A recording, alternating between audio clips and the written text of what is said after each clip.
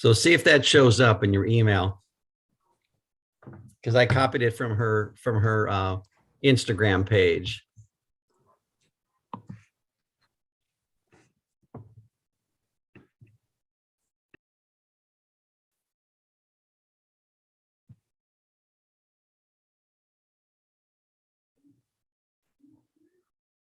You're muted, Arnie. Still muted. There we go. Yeah, that would be it. That is so fun. It looks like they're maybe, what do you think, 8th grade? You're still muted, Arnie. Yeah, that would be my guess. That Yeah. would be my guess. Isn't that a great picture? It is. That is Yeah. so fun. I made a comment on her Instagram and I said, I remember that picture. I mean, it's just like it happened just yesterday. I know. It seems like it, doesn't it? It sure does. And the coach, what his name was Ed Cody. Ed Cody. Cody, Yeah. That's right. That's right. Yeah. Yeah. So the person she ran into is, you see Shannon in the front row at the far left. Uh-huh. Okay, so it's the one just above her on the far left on the second row. Okay. Okay. Let's see here. Who is that now?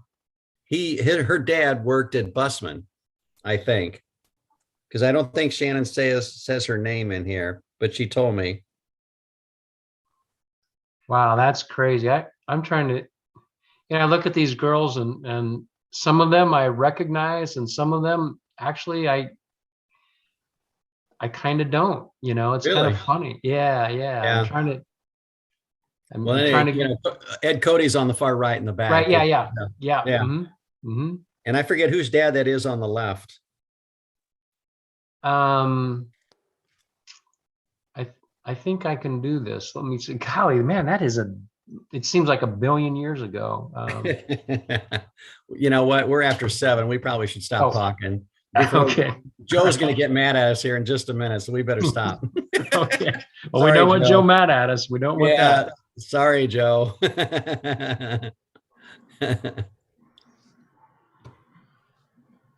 Are you ready to get going, Joe?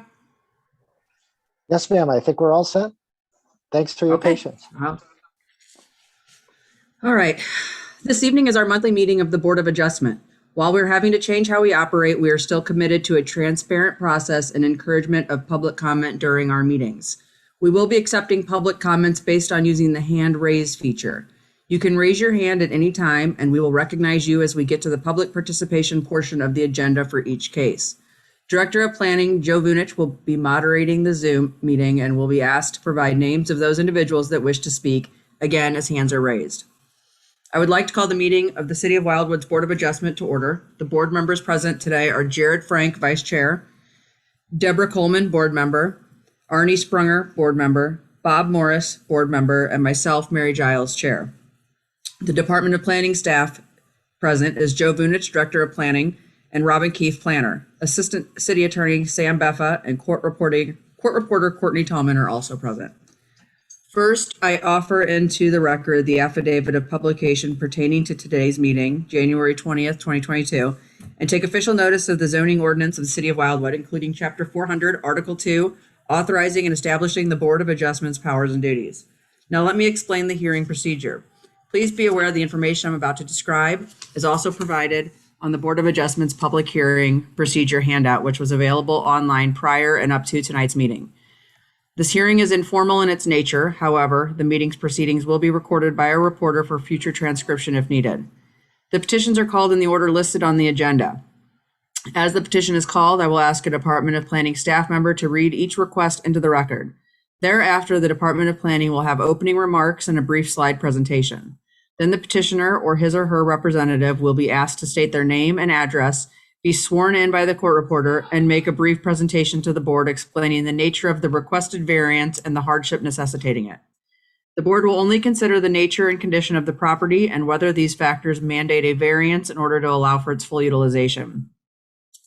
Board members may ask questions to clarify the facts of the petitioner's presentation. When the board is satisfied with the material presented by the petitioner, the chair will then ask if there's anyone present online who would like to speak in favor of or opposition to the request.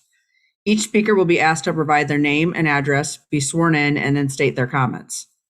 Procedurally, the petitioner may request a continuance at any time during the hearing prior to a call for the vote in order to bring in additional documentation or information. The board may also request a continuance to gather additional information or for a further visit to the site.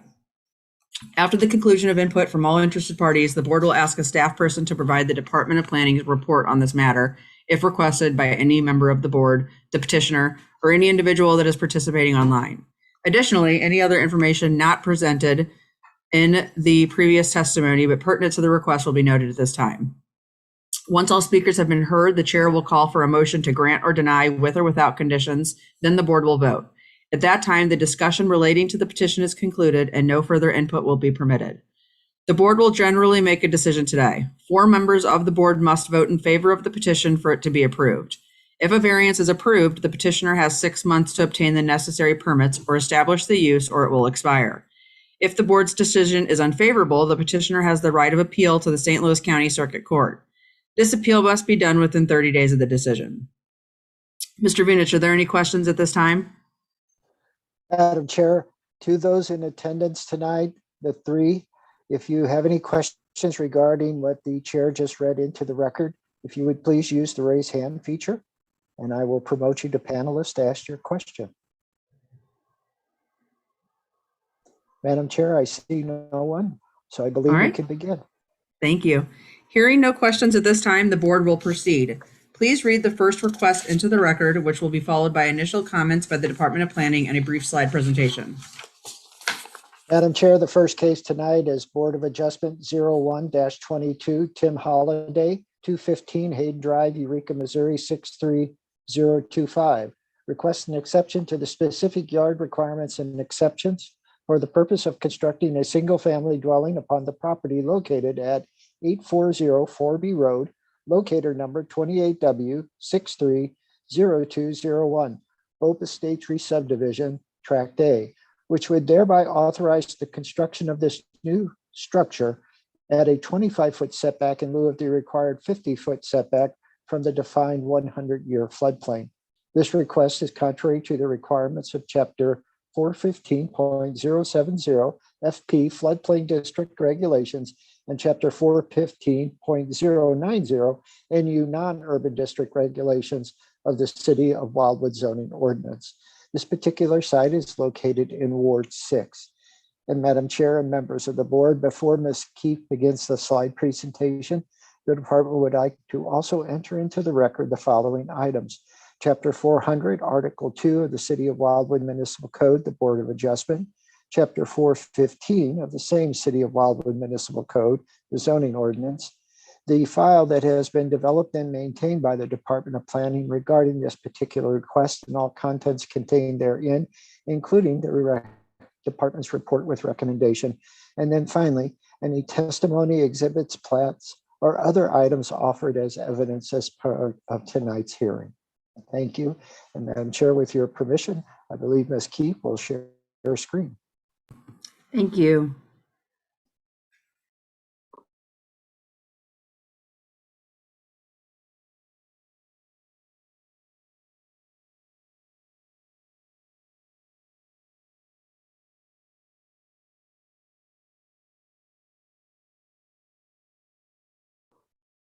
Robin, we're having trouble hearing you. Yeah, you're muted, I believe. My apologies. Again, thank you, Madam Chair, members of the board. Our first case this evening involves a request for a 20-foot setback in lieu of 50 feet from the 100-year floodplain. The subject property is located off of 4B Road, which is a city-maintained road in the southernmost portion of Wildwood. The purple line represents our boundary with Eureka, to give you an idea of where we're located, and this is Highway 109. The subject property is approximately 3 acres in size, as is many of the surrounding parcels of ground. Around the property are primarily single-family residences on large lots. But to the west of the property is a newly acquired parcel of land acquired by Greensfelder County Park. The property is zoned non-urban residence district and also floodplain non-urban residence district. Here you can see that while the lot is level and grassy in the first third of it, it very quickly ascends into a steep wooded slope that has an overall relief of 100 feet. And here you can see where where it is encumbered by that 100-year floodplain, and that is depicted in blue. The base flood elevation of the site is 527.9 feet. And this is relevant because in the plan submitted by the applicant, here you can see the single family residence being proposed. And you can see the floodplain boundary, as well as the dark blue representing the setback from that boundary. And the basement of the floor of the main residence is 3 feet above that base flood elevation. And that's set 42 feet back from the floodplain boundary. And then this garage is a little bit closer to it, but it is 10 feet above that base flood elevation. Here you can see a view of the lot looking southeast. This is north across the street. This is 4B Road. This is looking east. Again, this is 4B Road. And looking west. And here you can see a sign for Greensfelder. This is a view to the southeast of the property. This is east across the level area of the lot. And this is east at the tree line. This is a view of the neighbor to the east. This is a view north, standing at that tree line. This is looking west at the tree line. And then this is looking south, standing at that tree line. There have been 2 variances related to floodplain setbacks approved for the 2 neighboring properties just to the east. And we did receive 2 comments in regards to this request. Both noted that there is flooding that does occur in the floodplain area of this lot. The neighbor directly across the street said they still had no issue with this variance being granted. This neighbor just expressed some concern about the floodplain. And with that, that concludes my presentation. If you have any questions for the department, Director Vunich and I are here to answer them, as well as our city administrator, Steve Cross. Thank you. So I have Thank a you. question, actually. Is this the time for that? Yes. Okay, so is there any magic about a 50-foot setback versus 30 versus 100? Is the city trying to ensure that whatever the setback is, if you build and you're digging, whether it's a basement or the foundation or the footer or whatever, are you trying to stay above the floodplain level? What's kind of the rationale for the 50 feet? I believe the rationale is to provide some additional buffer from that 100-year floodplain area. And Director Vunich can expand if there's anything else you would like to add. Mr. Sprunger, generally speaking, a 25-foot distance has been the standard application in unincorporated St. Louis County and other municipalities. When the city incorporated it, assumed that the 25-foot distance might be the minimum and therefore doubled it. But more importantly, in cases of this nature, we primarily look at the distance, obviously, that's why we're here tonight, but also just the base elevation of the improvements, what we consider that low sill, and that number of feet above the base flood, 100-year floodplain elevation is real critical. And as Ms. Keefe mentioned, even the basement floor is 3 feet above that elevation. Yeah, that's what I was trying to understand, is if you're trying to make sure, because like, not to get into too much construction stuff, but you know, the basement level still has a footer under it and things like that. So if you're trying to get everything above that floodplain level, it probably still happens in this particular case. But if that's the metric that you're shooting for, then that's a lot easier to understand that, I think. Yeah, the terminology generally used is the low sill or the lowest opening on the structure or building. And obviously our standard is 2 feet as a minimum, and the garage is 10 feet, I believe is what Ms. Keefe mentioned. I think if I could just summarize it, 25 feet worked well in unincorporated St. Louis County. In 1993, buildings and structures that were built at that standard during the Great Flood weren't flooded, but Wildwood was just being cautious. Thank you.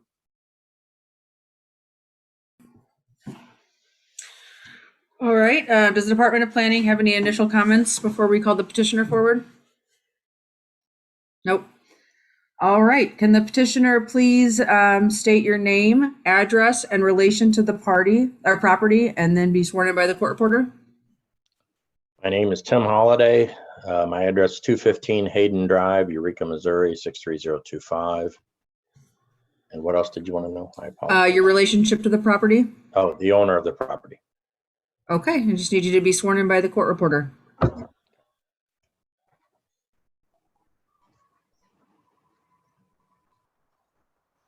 You're on mute, Courtney. Sorry. Please raise your right hand. Do you solemnly swear that the testimony you're about to give in this cause will be the truth, the whole truth, and nothing but the truth? Yes. Thank you. All right. Thank you, Mr. Holliday. Can you please explain the nature of your request and the hardship or practical difficulty necessitating the variance as it relates to the character of the property? I mean, the request is to move it closer to the flood line. Where the flood lines are on that property, or the 100-year and the 500-year flood line, are pretty close. We're within the 50-foot, as the gentleman said earlier. For the garage being within 30 feet of it, it's right at 30 foot, but the floor of the garage is still at least 10 foot above the flood line. Now we're basing the flood line on 530 feet, you know, and we're still 3 feet above that mark. If you, I don't know what this base flood elevation of 527 is. I've never seen that. That would put us at 6 foot above the flood line, you know, at the basement floor if we're at 527.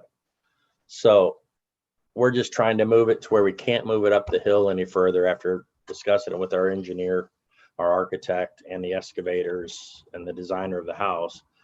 It just puts the driveway at too steep of a hill, because at that front part where it starts going up the hill is the steepest part on the property. And then once you get up there a couple hundred feet up the top, or 150 feet, it levels off a little more, but it's still pretty steep. So we're just trying to build the house into the hill, but yet still be above the flood level without any issues at all. So. Okay. Thank you, Mr. Holliday. Sure. Are there any board members that have questions for the petitioner? So, Mr. Holliday, the obvious point, I think, that I'm sure you have thought through is just simply the risk. You know, Correct. Should you happen to catch a really big flood or a big old flash flood, you know, I grew up with property, you know, and my parents had property that was in a kind of a floodplain. So I know what happens It's never supposed to happen, but it does, it seems like. So, you obviously understand that risk, right? Correct. And and looking at it, you're right. I wouldn't want to build the house. I mean, it's a lot of money to throw into a place that's going to flood on me in no time. But looking at this at the 500-year floodplain, like I said, at that point where the property's closest to the flood lines, the flood line is almost 500 and 100 year are really close together right there. And then the property starts going up the hill. So for the water to elevate up, water can always elevate up, but it's going to spread out somewhere else way before it gets that foot of elevation of water. I mean, it's a lot of water to flood somewhere else. Yeah, that's a good point. For every foot or 2 or even 3 feet, it's got to cover a whole lot of ground somewhere else. Yeah, exactly. I guess, realistically, if you looked at it in the scheme of Noah's Ark, it could happen. I'm not sure it will again, but it could, I guess, possibly, but it's going to have to raise up a lot of other ground somewhere else and flood that property before it would ever back up to my property. Along with what the city of Eureka is doing to do their flood mitigation on Flat Creek, we realistically should never have a chance to flood again in that property. With what Eureka is doing with their flood mitigation for Flat Creek down by the high school, because they're trying to eliminate, the flood, and we're on the same creek as where the high school, Eureka High School is. So it's, once that's resolved, probably the chances of ever flooding again will be almost zero. So. Well, you've done your homework and you're going into it with your eyes open. So I think that's just an important. Trying to. So I don't want to build in the floodplain. I really don't. But the piece of property is really beautiful. We've looked at this property for years and years and years. When it finally became available, we decided to jump on it. So it's. All right. Thank you, Mr. Holliday. Thank you, Mr. Springer. Sure. Do any other board members have questions for the petitioner? All right. Do any speakers in the audience have any questions or want to speak in favor of or opposition to the request?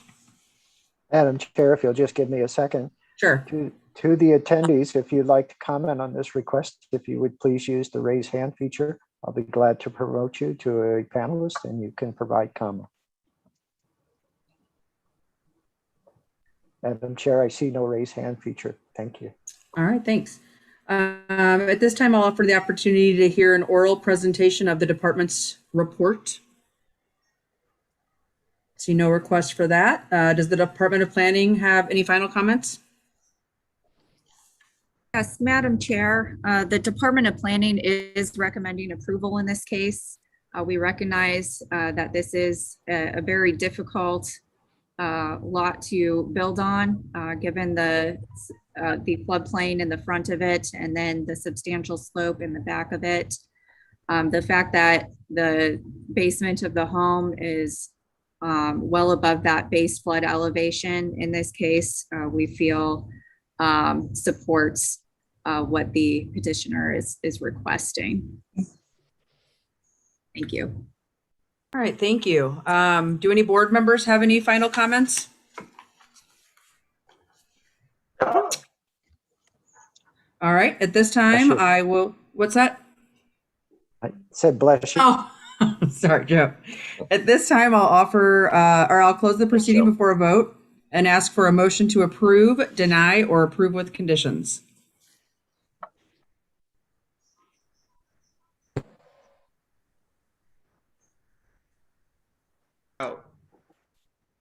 I'd like to motion to approve with the condition that the requirements of the Department of Public Works for development of the property are met during construction. All right, thank you, Mr. Frank. We have a motion to approve with the condition that all requirements of the Department of Public Works are met in construction of the dwelling. Do we have a second? I'll second. All right, we have a second for Mr. Sprunger. Ms. Coleman, how do you vote? Approve. Mr. Sprunger, how do you vote? Approve with the conditions mentioned. Mr. Morris, how do you vote? You're on mute.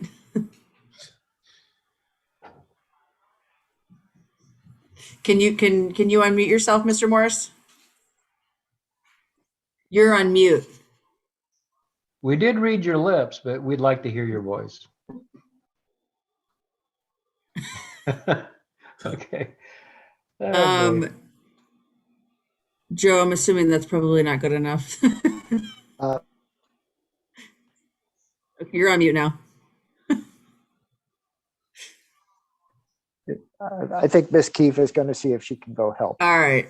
If we could just wait a second or two. Okay. Thank you.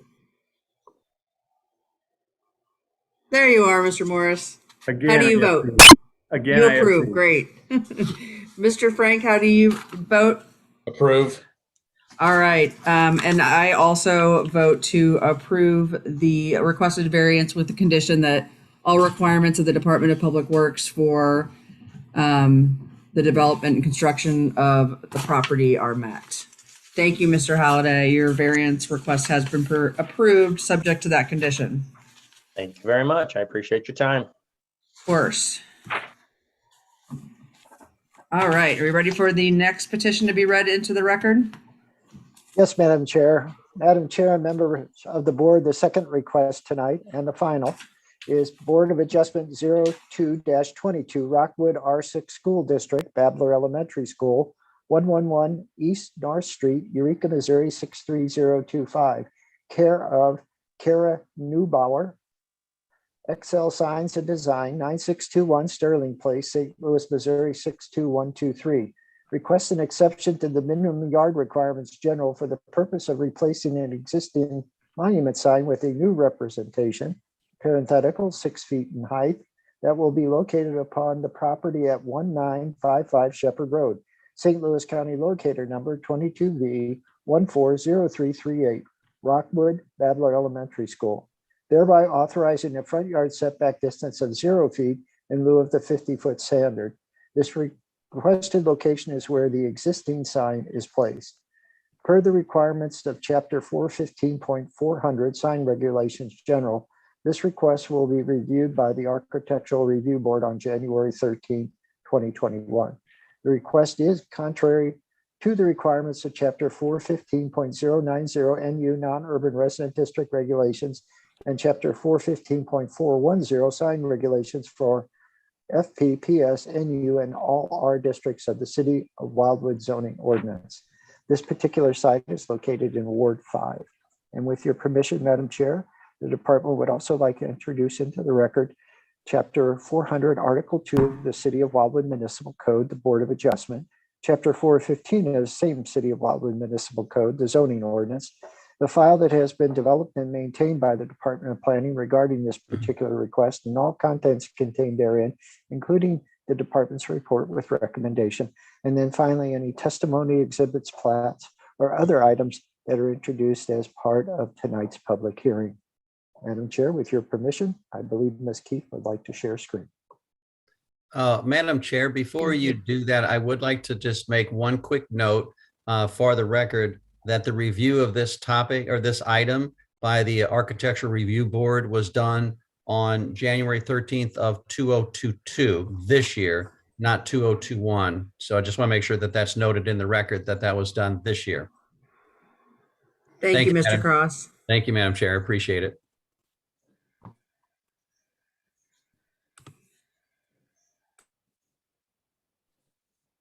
Thank you, Madam Chair, members of the board. Our next case this evening does involve replacement of an existing monument sign at Babbler Elementary School. The subject property is located in the northeast corner of State Route 109, as well as Shepherd Road. And the parcel is owned by the Rockwood R6 School District.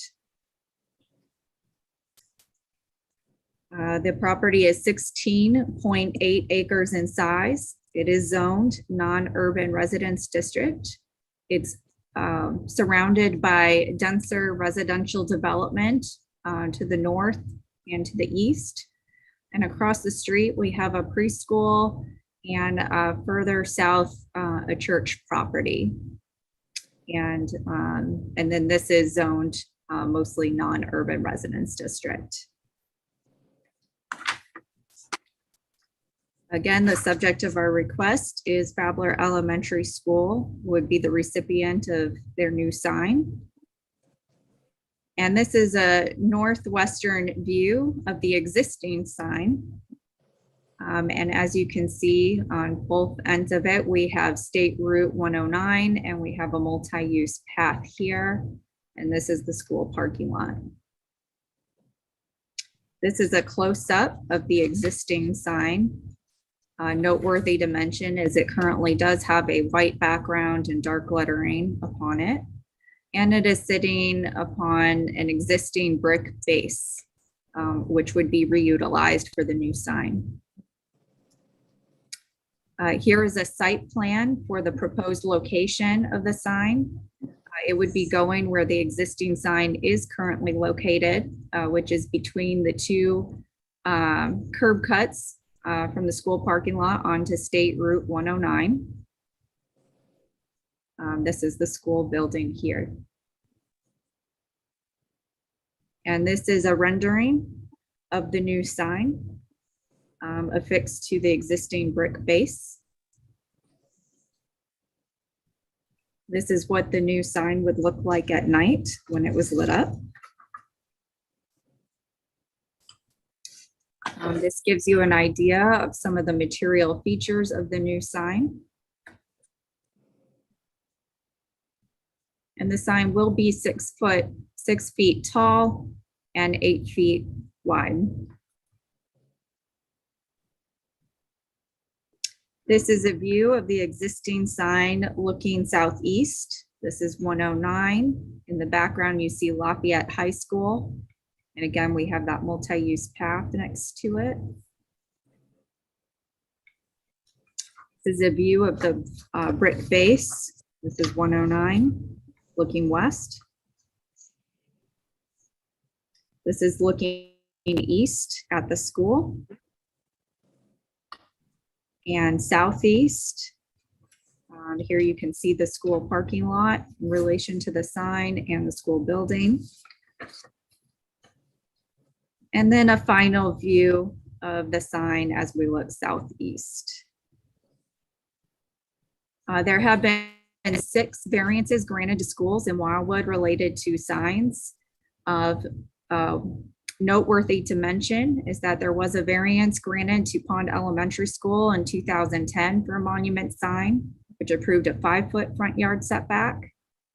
And just recently, we granted a variance to Lafayette High School, approving a 15-foot front yard setback for a monument sign. As mentioned, the Architectural Review Board did review this sign in January of this year, and they recommended approval of the variance request in their advisory capacity to the Board of Adjustment. And they authorized a white background with dark lettering with the following conditions. They conditioned that the color temperature be reduced to 3,500 Kelvin. The sign is to be equipped with an internal dimmer, and the sign is to be turned off at 8 p.m. on every night when there is not a school function. And the idea behind these conditions is to bring the color temperature of the LED lit sign down to a much warmer temperature and reduce its impact on the surrounding area and the urban night sky. And with that, I'll conclude my presentation. If you have any questions for Director or I or Mr. Cross, we are here to answer them. Thank you. Thank you, Ms. Keefe. At this time, can I call the petitioner forward and ask that you state your name, address, and relation to the property, and then be sworn in by the court reporter? Hi, my name is Kara Neubauer. The address is 9621 Sterling Place, St. Louis, Missouri, 63021. Oh, sorry, no, 63123. What other information was it? Your name, address, in relation to the property. Oh, so I'm with Excel Science and Design, who would be fabricating and installing the sign for Babbler Elementary. Okay. I don't really, oh, sorry. Oh, I was just gonna say, can you be sworn in by the court reporter? Do you solemnly swear that the testimony you're about to give in this cause will be the truth, the whole truth, and nothing but the truth? Yes. Thank you. All right, thanks. Can you please explain the nature of the request and the hardship or practical difficulty necessitating the variance that relates to the character of the property? So the nature of the request is that we're simply just trying to replace a sign that's already there. It's a sign that's been there for years, and it's looking pretty rough. So they're really wanting to replace it just with something. It's pretty much the same style of sign, just a nicer looking. The hardship here with being able to follow the 50-foot setback is because of the area where you have the parking lot and then the road. There's really only that much space, which in Robin's presentation was very thorough. And I think it really kind of shows that that brick space is the only space for a sign.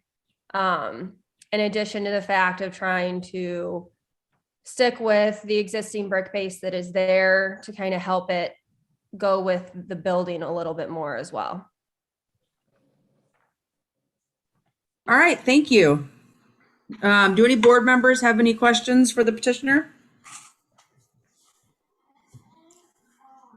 Mr. Morris? Is the existing sign, is that illuminated now? Yes. It is? Okay, thanks. All right, thank you, Mr. Morris. Are there any other questions for the petitioner? Seeing none, are there any speakers in the audience who may want to speak in favor of or opposition to the request? Madam Chair, again, with your permission, if the attendee would like to speak on this particular request, if you would please use the raised hand feature, I'd be glad to promote you to panelist and then you could provide comment. Madam Chair, I do not see the raised hand feature, so thank you. Thank you. At this time, I'll offer the opportunity to hear an oral presentation of the department's report. Seeing no requests for that, I'll offer the Department of Planning the opportunity to make any final comments. Thank you, Madam Chair. The Department of Planning is recommending approval in this case. We feel that the location proposed is only logical, given that there is an existing sign there currently. And we believe the Architectural Review Board did a nice job diminishing any potential impacts with the new LED component of the sign. So all in all, we believe the new sign looks very nice and will be a nice addition to the school. Thank you. Thank you. Do any board members have any final comments? Just a real quick question. If we approve this, is the assumption that the new sign will be in compliance with the Architectural Review Board's recommendations? Yes, the Architectural Review Board actually had the authority to act in the case of those conditions. So they have authorized the sign with those conditions. So that's taken care of already. That is correct. Thank you. Any other comments from the board before I close the proceeding? All right, this time I'll close the proceeding for a vote and ask for a motion to approve, deny, or approve with conditions. I'll make a motion to approve the variance request. All right, we have a motion to approve the variance as requested from Mr. Sprunger. Do we have a second? I'll second that, Mary. Thank you, Mr. Frank. We have a second for Mr. Frank. Ms. Coleman, how do you vote? Approve. Thank you. Mr. Morris, how do you vote? Approve. Thank you. Mr. Frank, how do you vote? Approve. Mr. Sprunger, how do you vote? Approve. And I also vote to approve the variance as requested. Your variance request has been approved. Thank you.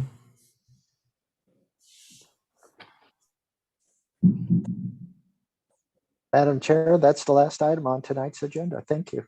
All right. Well, at this time, I will adjourn the meeting. Thank you very much. Oh, I have a question for Mr. Vunich. Yes, ma'am. Oh, How many acres did Greensfielder Park acquire? It was over 125 acres and 2 separate parcels of ground. Oh, okay, wonderful. I was curious. Thank you. I would like to bring up one topic. We were discussing this earlier, and it appears that it might be that time for elections for the Board of Adjustment. So we would just like to put it out there that this may be coming up at our next meeting, and that you should be thinking about a new slate of candidates for chair and vice chair.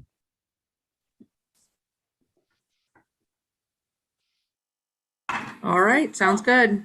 All right, thank you all. Good night. Yep, good night. Thank you, Goodbye. everybody. Thanks, Good everyone. night.